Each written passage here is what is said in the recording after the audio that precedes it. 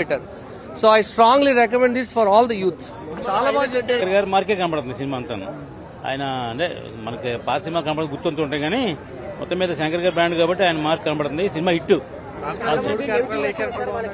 3 క్యారెక్టర్లు, ఒక క్యారెక్టర్ ఉండే 3 వెర్షన్స్ చేశారు. IPS, IAS, minister.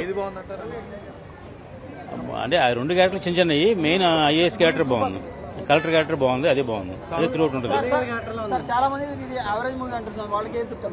Average movie వాళ్ళకి యావరేజ్ గా అనుకున్నారు కాబట్టి చూడలేదు.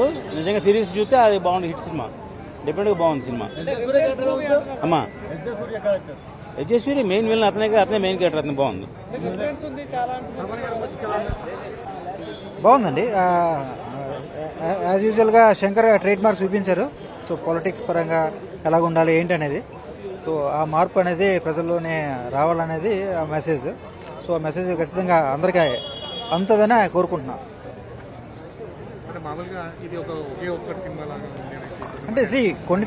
అంటే కొన్ని సీన్స్ ఇప్పుడు శంకర్ అది ఆ ట్రేడ్ మార్క్ అనేది కనిపిస్తుంది.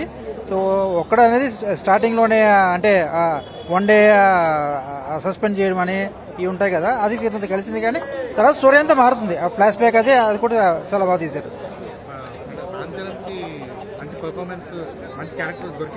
ఖచ్చితంగా రామ్ చరణ్ అయితే ఒక డిఫరెంట్ రోల్ దొరికింది. ఓకే, సో దీంట్లో ఒక డిఫరెంట్ రామ్ చరణ్ అయితే ఖచ్చితంగా చూస్తారు. Right, thank you.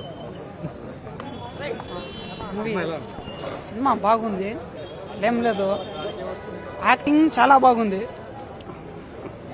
కొంచెం లెంత్ అయిన మూవీ అంతే, ఏం లేదు.